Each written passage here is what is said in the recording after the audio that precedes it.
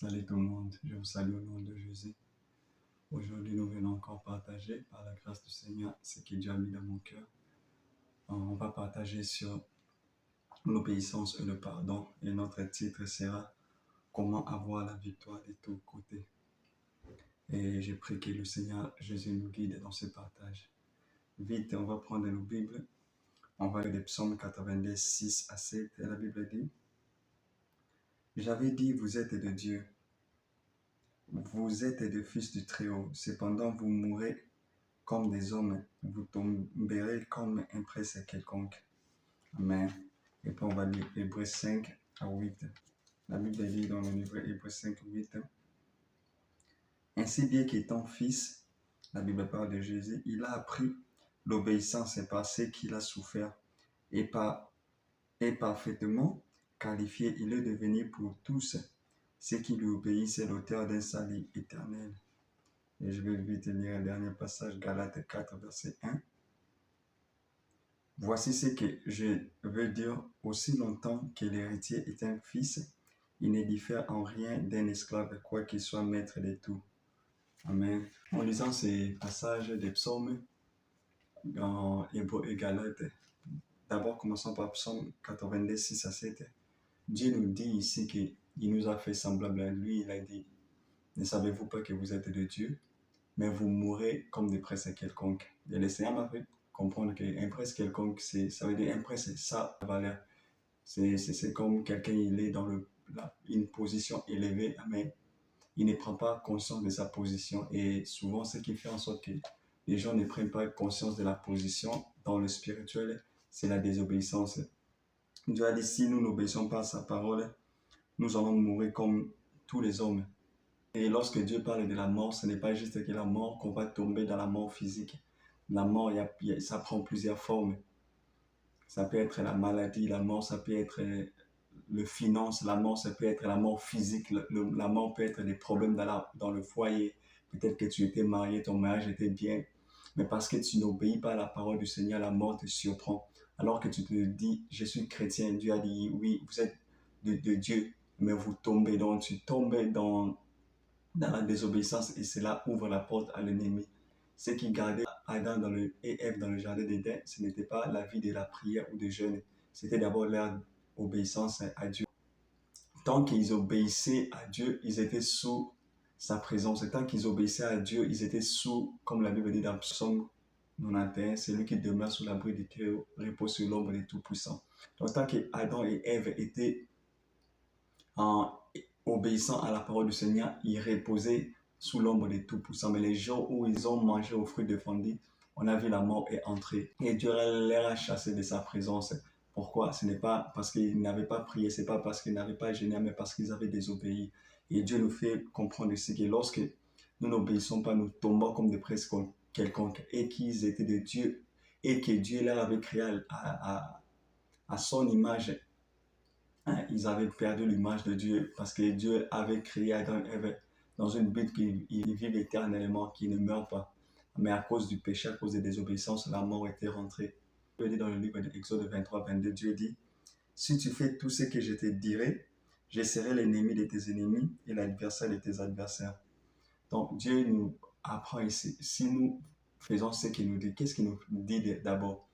Là, il parle des enfants d'Israël lorsqu'il avait donné les 10 commandements. Il a dit, si vous obéissez seulement aux 10 commandements, moi-même et Dieu, je serai l'ennemi de votre ennemi, l'adversaire de vos adversaires. Ça veut dire que, comme on a dit dans Psaume 81, verset 1, lorsque nous commençons à obéir la parole de Dieu, nous nous reposons sous son ombre. Et lorsque nous reposons sous son ombre, rien ne peut nous toucher.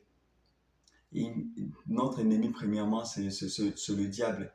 Et des adversaires, ça peut être des hommes même ou des sorciers ou des esprits impurs. Dieu a dit que lui-même, il va s'opposer avec eux. Lorsque la Bible parle du repos, ça veut dire que quelqu'un qui se repose, il ne fait plus des efforts. Et pour qu'on soit dans un repos éternel, c'est l'obéissance. Comme on a dit dans le livre Hébreux en 5, verset 7, la Bible dit,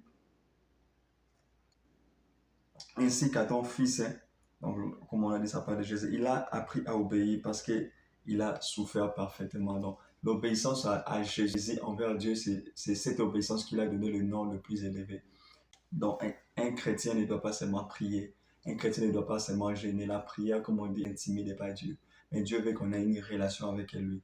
Comme on a lu dans le livre de Galates, il a dit, tant qu'un enfant ne sera pas mature, tant qu'on n'arrive pas à la maturité, des choses que Dieu nous a promis, on ne peut pas l'avoir.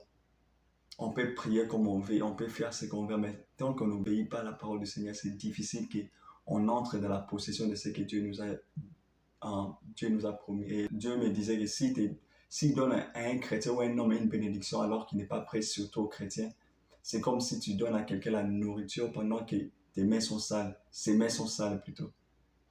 Parce que si une personne, tu as la nourriture, le pain, peu importe ce que tu donnes à la personne, si la main de la personne est sale, s'il a touché la saleté, la nourriture qui devait contribuer à sa santé, ça peut le détruire, ça peut créer la maladie à cause des microbes qu'il a dans ses mains. Et c'est pareil avec le Seigneur. Dieu ne veut pas nous donner des choses parce que nous avons prié. Il attend d'abord qu'on soit obéissant. Il attend d'abord qu'on soit pur. Parce que la Bible dit la bénédiction de l'Éternel, c'est seulement ça qui a enrichi. Donc Dieu ne peut pas te donner quelque chose et ça n'arrive avec aucun chagrin. Donc, pour qu'il évite souvent le chagrin, il attend qu'on soit vraiment parfaitement, il attend qu'on soit pas parfait dans la marche, mais il attend qu'on atteigne un niveau de la maturité. C'est pour ça que tu vois que des gens, ils ont prié, ils prient, ils prient, ils prient. Une fois qu'ils reçoivent la bénédiction, ils fuient l'église parce que quoi, ils n'étaient pas matures. Tu vois, quelqu'un demande le travail, le papier, il demande des choses, mais lorsque Dieu lui donne, il ne prie plus parce que quoi, n'était pas mature. Et Dieu est miséricordieux. Dieu peut te donner quelque chose même si tu n'es pas mature. Il fait ce qu'il veut. Amen. Ce n'est pas parce que Dieu t'a donné quelque chose, cela prouve qu'il t'aime, cela prouve que tu es agréable à ses yeux. Lorsqu'il parle des dons, il a dit au dernier temps, les gens diront que Seigneur, on a chassé les démons à ton nom, on a fait ceci à ton nom. Mais il a dit, éloignez-vous de moi, serviteurs d'iniquité. Pourquoi? Parce qu'ils n'avaient pas obéi. Parce que, comme on dit, ils ont suivi la main de Dieu plutôt que son cœur. Et lorsqu'on parle de l'obéissance, il y a des choses que Dieu nous dit, c'est pour notre propre bien. Comme si on lit le livre de 2 Corinthiens 6, à 10 à 18, la Bible dit, je vais prendre au milieu seulement le verset 16. Quel rapport peut-il avoir entre le temple de Dieu et les idoles? En effet, vous êtes le temple de Dieu vivant. Comme Dieu l'a dit, j'habiterai et je marcherai au milieu d'eux. Je serai leur Dieu et ils seront mon peuple. Verset 17. C'est pourquoi sortez de milieu d'eux et séparez-vous, dit le Seigneur. Ne touchez pas à ce qui est impur et je vais vous accueillir. Je serai pour vous un père et vous serez pour moi des fils et des filles, dit le Seigneur Tout-Puissant. Ici, on voit encore Dieu nous dit de se séparer. Et lorsqu'on se sépare, il nous dit de ne pas toucher. Lorsqu'on est fils, on doit obéir à ce que Dieu nous a dit pour qu'il soit notre papa. Comme il a dit, il nous a fait de Dieu pour qu'on soit ses fils. C'est l'obéissance. Tu sais que tu as des amis impudiques et tu sais qu'il peut t'amener à pécher. Mais tu marches avec eux parce que ce sont tes amis. Dieu te dit de se séparer. Pourquoi? Parce qu'il sait. Dieu sait, Dieu voit tout. Oh, c'est mon ami, je le connais depuis que j'étais à fond. Quand la Bible dit quelque chose, c'est pour notre propre bien. Et Dieu dit sortez au milieu d'eux. Sortez au milieu d'eux, c'est quoi? Tu es chrétien, tu tombes toujours dans le péché. On doit te dire toujours, peut-être tu as fait 3 ans, 4 ans dans le Seigneur. Il ne faut pas écouter la musique du monde. Il ne faut pas tomber dans le péché. Et tu trouves cela normal et tu le répètes, tu répètes. Comment Dieu sera ton Père? Là où un papa est, peu importe sa position, s'il est président, s'il est ministre, peu importe s'il est milliardaire, si on lui dit que son fils vient le rencontrer, on va ouvrir la porte. Et si on dit que c'est le serviteur qui vient le chercher, on va poser beaucoup de questions. On va peut-être le faire asseoir. Et Dieu a dit que pour qu'on soit son fils, on doit apprendre à l'obéir. Comme Jésus a appris à obéir. Dieu ne nous dit pas que de faire des efforts, d'aller gêner, prier. Non, il a dit d'abord commencer à obéir. C'est pour cela que lorsque nous prions, nous devons d'abord prier le Seigneur qui nous donne son cœur, afin qu'on obéisse à sa parole, afin qu'on le médite jour et nuit. Il a dit dans sa parole, tel qu'il est, tel que nous sommes. Comment Jésus était obéissant envers Dieu. Et nous aussi, on doit obéir à Jésus-Christ. On doit se séparer des comportements païens, séparer des relations amoureuses qui ne glorifient pas le nom de Jésus. Tu sais que tu es dans une relation, ton petit ami, il veut seulement que vous touchez les choses impures. Il faut se séparer de cela et Dieu va t'accueillir. Et si tu sais que tu l'as fait, tu es tombé, tu demandes pardon au Seigneur. Il a dit dans Psaume 81, verset 9, « Écoute mon peuple et je t'avertirai. Israël, donc tu peux mettre ton nom, si seulement tu m'écoutais. Verset 12. Mais mon peuple ne m'a pas écouté. Israël n'a pas voulu de moi. Verset 13. Alors je les ai livrés au penchant de leur cœur et ils ont suivi leur propre projet. Amen. Ici, Dieu nous fait comprendre que, comme on a lu la Bible, Dieu nous prévient toujours. Il a dit, séparez-vous d'eux. Il veut qu'on soit obéissant. Il a dit, maintenant, si vous obéissez à ma parole, si seulement Israël, vous m'écoutez. Il a dit, si tu descends, il a dit, dans un instant, je ferai disparaître tous vos adversaires. Donc, Dieu attend de nous qu'on soit d'abord obéissant. Il a dit, Israël ne m'a pas écouté. Ou peut-être tu mets ton nom, peu importe. Il ne m'a pas écouté. Il a dit, je leur ai livré à leur propre penchant. Livrer au propre penchant, ça veut dire que le péché que tu pensais, tu le faisais, Dieu te pardonne. Tu continues à le faire, Dieu te pardonne et tu sens la culpabilité. Il y a un moment où tu ne sentiras pas la culpabilité. Tu vas commencer à suivre ce que ton cœur t'a dit de faire. Ah, ce n'est pas mal, tu vois, ah, ce n'est pas mal, ce n'est pas mauvais. Ah, peut-être Dieu me comprend. Peut-être vivre avec mon petit ami dans une même maison. Nous, on ne couche pas ensemble, on s'embrasse seulement. Et au début, tu sentais la culpabilité. Mais à force de le faire, tu ne sens plus la culpabilité. Au début, quand tu touchais peut-être ton petit ami, tu sentais la culpabilité. Mais après 2, 3, 4, 5 fois, la culpabilité est partie. Tu penses que Dieu est d'accord parce que tu pries, tu donnes des offrandes. Non. Dieu a dit, il t'a livré à tes propres passions. Ça veut dire que tu commences à suivre ce que ton cœur te dit. Et c'est là, c'est dangereux parce que lorsque Dieu te livre dans tes propres passions, ce n'est pas seulement qu'il a enlevé sa main, le démon, le sorcier, le diable, tout le monde peut te posséder, tout le monde peut faire ce qu'il veut parce que tu ne suis pas la parole de Dieu. Tu commences à suivre ce que ton cœur désire. Et parce que si tu n'es pas sous l'abri du Très-Haut, qui va te protéger? Comme la Bible dit, si Dieu est pour nous, qui sera contre nous? Maintenant, Dieu t'a livré dans tes propres passions. Dieu devient contre toi. Alors, je ne sais pas, qui va intervenir? C'est pour cela que tu vois beaucoup de gens, lorsqu'ils commencent à pécher, s'ils sont de pasteurs, ils se livrent à la magie, ils disent que peut-être là-bas, on va me protéger. Ils partent chez le diable pour prendre de la force parce qu'ils savent que Dieu ne peut pas les frapper, Dieu ne peut pas les chercher à les posséder. Mais l'ennemi va chercher à les frapper, l'ennemi va chercher à les posséder. Il fuit dans le camp de l'ennemi. Il pense que cela sera une protection. Amen. Ils se livrent à la mort eux-mêmes sans le connaître. Lorsque le Saint-Esprit te dit quelque chose, que ce que tu fais c'est mauvais, n'ignore pas cela. À force d'ignorer, c'est comme si tu l'atteins. Tu quenches ça, comme on dit. C'est comme si tu diminues le feu, tu diminues le feu. Et à force que le Saint-Esprit te parle, si tu ne l'écoutes pas, il va s'éteindre. C'est comme une personne que tu marches avec. Si toi seulement tu parles et tu ne veux pas écouter la personne un jour sera fatiguée de marcher avec toi. Il va dire que tu parlais beaucoup, tu n'écoutais pas. Donc, il faut écouter. Lorsque le Saint-Esprit te dit que ce que tu fais, c'est mal, il faut écouter, il faut arrêter. C'est pour ton propre bien. Dieu veut qu'on soit avec lui. Comme on a dit au début, il nous a créés, il a dit, il nous a créés pour être comme des dieux. Parce qu'un jour, il veut qu'on retourne vers lui. On voit comme la Bible dit, tel qu'il est, tel que nous serons. Dieu veut qu'on le voit face à face comme la Bible nous promet. Et pour le voir, d'abord, il a dit, il faut m'obéir, mes fils. Ce n'est pas la prière, ce n'est pas le jeûne, c'est d'abord l'obéissance.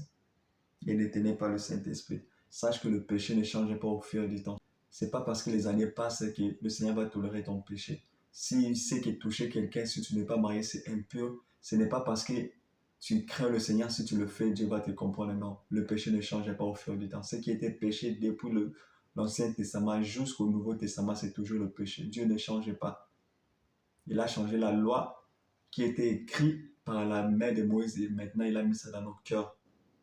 Donc, Dieu n'a pas changé, il n'a pas dit que, ok, si tu fais ceci, ce n'est plus un péché, ça je vais vous comprendre. Non, le péché reste le péché. C'est vrai, on est dans le temps de la grâce. La Bible dit là où le péché abonde, la grâce sera bonne. Mais cela ne nous donne pas la permission de commencer à vivre dans le péché. Parce que c'est lui qui vit dans le péché, il s'éloigne de la présence de Dieu comme Adam et Ève.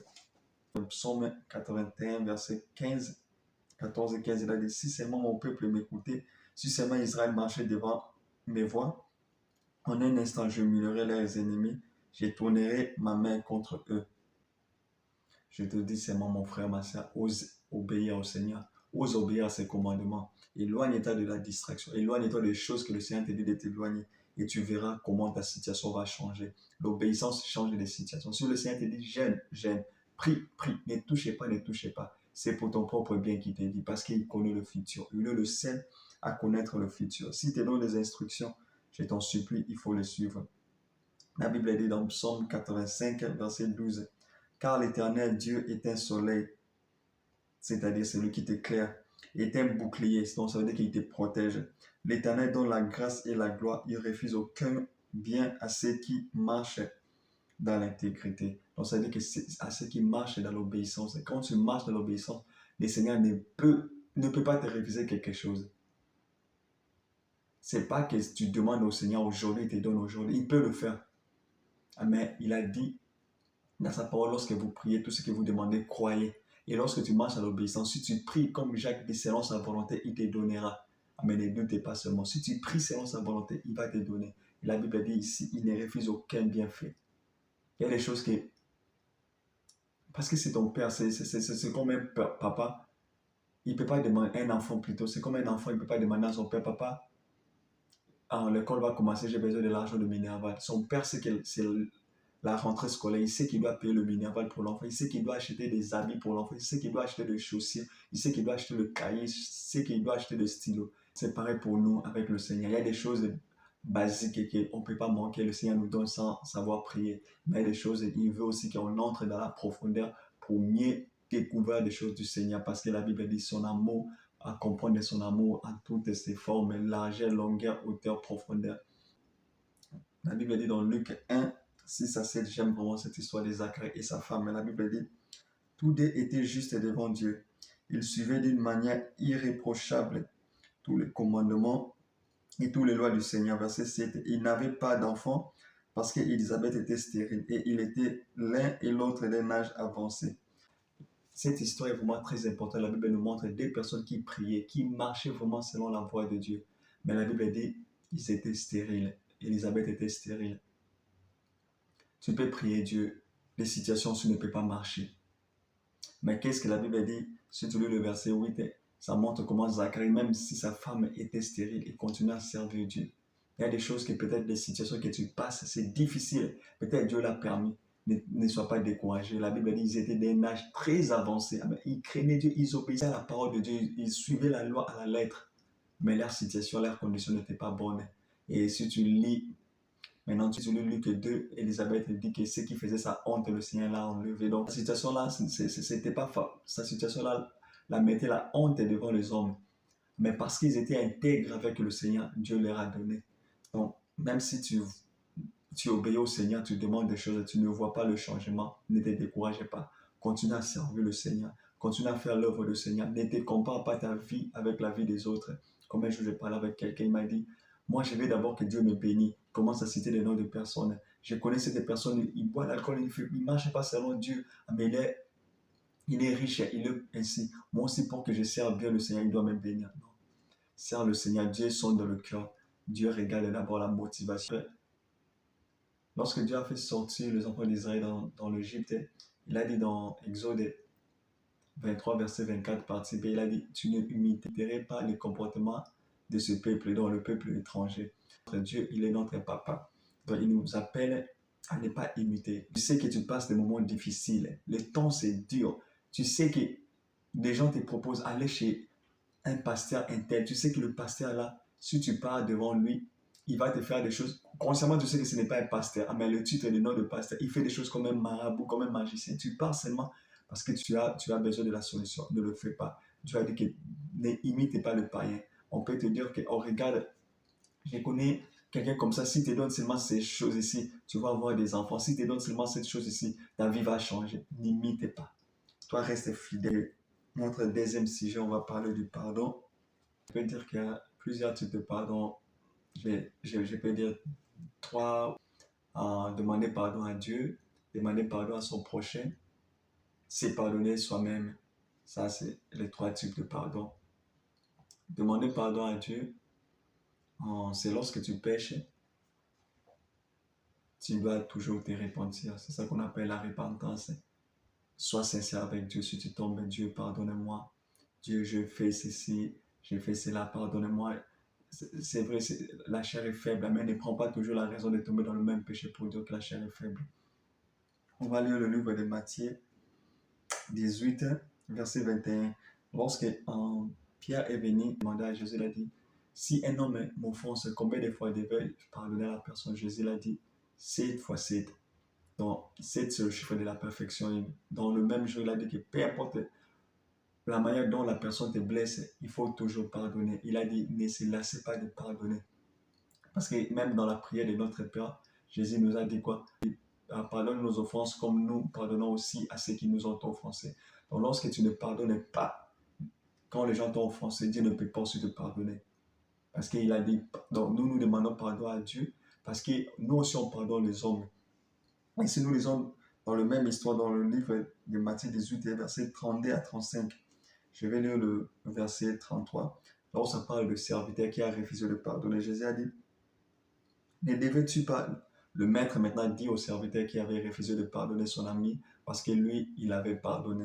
Il a dit, dans le maître, c'est l'image de Dieu, et le serviteur est nous. Il a dit, ne devais-tu pas, toi aussi, avoir pitié de ton compagnon, comme j'avais pitié de toi? Et son maître irrité le livra au bourreau jusqu'à ce qu'il a payé tous ses dettes. Et Dieu me faisait comprendre, il a dit, c'est quoi les bourreaux? Les bourreaux, ce sont les ennemis. Les bourreaux, ce sont les sorciers. Les bourreaux, ce sont les hommes méchants, ce sont des entités. La Bible dit, lorsque tu ne pardonnes pas, Dieu te livre au bourreau. La personne va sortir de prison jusqu'à ce qu'il va payer tous ses dettes. Payer tous ses dettes, ça veut dire quoi? Pardonner de tout son cœur. Il y a des maladies qui sont dans le corps des gens. Comme j'écoutais un jour, un pasteur disait, il a dit, ils étaient dans un meeting, dans une réunion, et le Seigneur a dit, il faut prêcher sur le pardon. Il a dit, tous ceux qui sont malades, qui s'élèvent, des gens se sont levés, beaucoup de gens. Il a dit, tenez, restez debout. Et puis il a dit, tous ceux qui ont des problèmes, des pardonnés, on leur a blessés gravement, qui ne s'assoient pas. Il a dit, presque tous ceux qui s'étaient levés, ils étaient debout. Donc des gens avaient des choses dans la main, des kystes, des choses. Il a dit, Dieu me dit, c'est à cause de votre cœur, parce que vous ne voulez pas pardonner, c'est pour cela que ces maladies sont restées. Et je crois qu'il s'était proché d'une dame qui avait des bouts au corps. Il a dit, il faut pardonner. Il a dit, il m'a fait du mal, je ne peux pas. Il a dit, Dieu dit de pas. Et quand elle a pardonné seulement, sur l'instant, ces boules étaient disparues. Et même un frère que j'ai pris avec m'a raconté cette histoire-là. Il y a une sœur qui elle avait une main courte comme ça. Et on priait pour elle, ça ne marchait pas. Et Dieu a donné une parole de connaissance. Il a dit qu'elle a le problème avec quelqu'un. Et on a demandé à propos de son père. Elle a dit qu'il ne voulait pas parler de son père. Et puis là, on a compris que c'était son père. Je crois qu'il le molestait quand elle était jeune. Quand elle a dit seulement que papa, je te pardonne, sa main s'est redressée sur l'instant devant tout le monde. Donc, il y a des choses, Dieu nous livre. Ce n'est pas parce qu'il est méchant, parce qu'il veut qu'on le ressemble. Si les potiers veulent donner une bonne forme aux pots qu'ils font, qu'est-ce qu'il fait? Il touche, jusqu'à ce que ça prendra une bonne forme. C'est pareil avec Dieu. Dieu va nous toucher à toutes les positions afin qu'on soit comme lui. Il peut permettre que la maladie rentre. Il peut permettre que tu perds ton travail. Il peut permettre pour qu'il te mène dans l'humilité, pour que tu le ressembles. Il permet des choses. Et cela est vrai, cela est biblique. Souvent, Dieu permet des choses pour nous éduquer. Et un autre type de pardon, je peux dire, pardonner aux gens qui t'ont fait du mal. Jésus dit je vais l'expliquer, Jésus dit dans Matthieu 5, 23, il a dit, si donc tu présentes ton offrande vers l'autel, dans l'église, et que là tu te souviens que ton frère a quelque chose contre toi, verset 24, laisse ton offrande devant l'autel et va d'abord te réconcilier avec ton frère, puis viens présenter ton offrande. Ici dans Matthieu 5, 23, Dieu nous dit que si ton frère a un problème contre toi, il ne dit pas que si toi tu as le problème contre ton frère.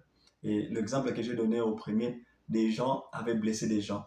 Mais maintenant le Seigneur dit que si quelqu'un t'a blessé, donc tu sais que mon frère ne me parle pas, il me hait. Je ne sais pas, peut-être la raison, peut-être moi j'ai raison, mais lui il a tort.